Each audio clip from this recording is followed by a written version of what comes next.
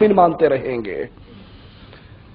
تبلیغی جماعت کے بہت بڑے عالم مولانا طارق جمیل، ان کی ایک ویڈیو دیکھنے کا اتفاق ہوا، ان کی ایک تقریر سننے کا اتفاق ہوا، میرے پاس موجود ہے، آپ بھی دیکھیے، ہم نے تو دیکھی اور روئے، آپ بھی دیکھو اور سنیت کی غیرت کے مر جانے پر کرو، آپ بھی دیکھو اور اپنے دل سے اصحاب محمد کی محبت کو نہ مٹاؤ، کہ جس کے دل میں محمد کے صحابہ کی محبت نہیں رہتی وہاں پر ایمان بھی نہیں رہتا۔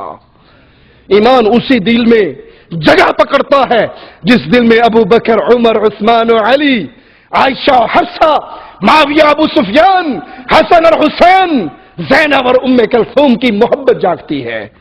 وہ کہتے ہیں، مولانا طارق جمیل صاحب کہتے ہیں کہ یہ بھی سن لو، صحابہ کرام کو کافر کہنے سے آدمی کافر نہیں ہوتا،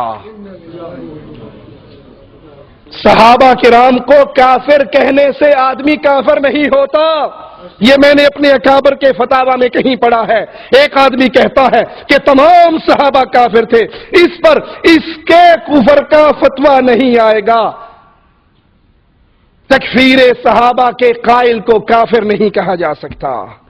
یہ بھی سن لو کہ تک صحابہ کو کافر کہنے سے آدمی کافر نہیں ہوتا، یہ اپنے ہی اکابر کے فتاوی میں نے پڑھا ہے۔ ایک آدمی کہتا ہے سارے صحابہ کافر تھے، اس پر اس کے کفر کا فتویٰ نہیں آئے گا، لیکن تکفیر صحابہ کے قائل کو کافر نہیں کہہ سکتے۔ انا للہ و انا الیہ راجعون۔ خود ساختہ امت کے جوڑ کے لیے بے قرار ہونے والے مولویوں، اگر تم صحابہ کے ایمان پہ امت کو جوڑنا چاہتے ہو تو یہ خسارے کا سودا ہے۔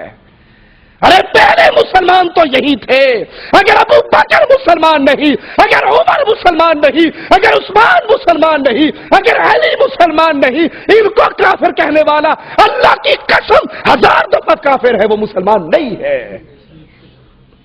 تمہاری غیرت اس کو مسلمان مانتی ہے تو مان لے، توحید کو اپنے سینے میں جگانے والے کی غیرت ابو بکر، عمر، عثمان کو کافر کہنے والے کو کبھی مسلمان نہیں کہہ سکتی۔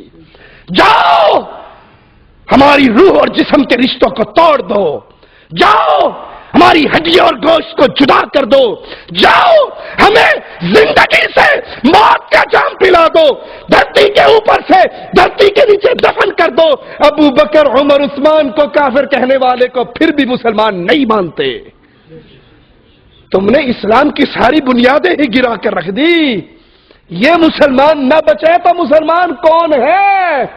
ارے اگر ابو بکر نہ ہوتے، عمر نہ ہوتے، عثمان نہ ہوتے، تم بر صغیر والوں ہندوؤں کے مندروں میں ٹن کھڑکا رہے ہوتے، بتوں کے سامنے سجدہ ریز ہوتے۔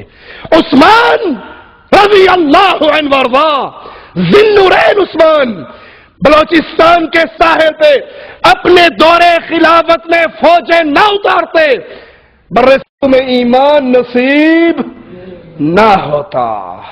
معاویہ رضی اللہ عنہ وارضاہ بحری پہلا بیڑا بنا کر قسطنطنیہ کو فتح نہ کرتے، اسلام کیسے پھیلتا؟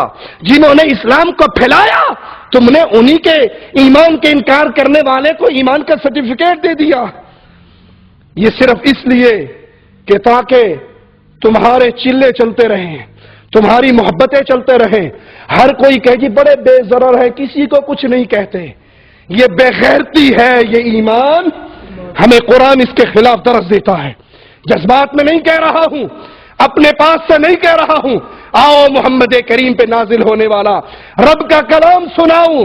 ذالک مثلہم فی التوراۃ ومثلہم فی الانجیل، میرا مالک فرماتا ہے صحابہ کی یہ مثال انجیل میں ہے، تورات میں ہے، کہ زرع اخرج شطأہ فآزرہ فاستغلظ فاستوى علی سوقہ، ان کی مثال ایک کھیتی کی طرح ہے، بیج سے ایک چھوٹی باریک سی کومپل نکلتی ہے، پھر وہ تھوڑی سی مضبوط ہوتی ہے، وہ پھر تنا بنتی ہے، تنے پہ سیدھی کھڑی ہو جاتی ہے۔ یعجب الزراع، کسان، اس کھیتی کا رکھوالا اپنی لہلہاتی مضبوط ہوتی کھیتی کو دیکھ کر خوش ہوتا ہے۔ یہ صحابہ کرام کی کھیتی کس کی کھیتی تھی؟ محمد رسول اللہ کی۔ یہ بیج کس نے بوئے تھے؟ محمد رسول اللہ نے۔ یہ کھیتی محمد کریم کی، مثال صحابہ کی تھوڑے تھے، علی، ابو بکر، خدیجہ، بلال۔ پھر یہ کھیتی پھیلنے لگی، یہ مکہ میں پھیلی، یہ مدینہ میں پھیلی، یہ جزیرہ عرب میں پھیلی۔ پیارے حبیب اس کو دیکھ کر خوش ہوتے تھے۔ اگلا جملہ سنیے اور ان دیوس مولویوں کو سنائیے جو صحابہ کے دشمنوں کو، ان کو کافر کہنے والوں کو مومن مانتے ہیں۔ لیغیظ بہم الکفار، صحابہ سے نفرت کافر کرتا ہے۔ اس کھیتی کو دیکھ کر کس کو غصہ آتا ہے؟ غیظ و غضب میں کون تڑپتا ہے؟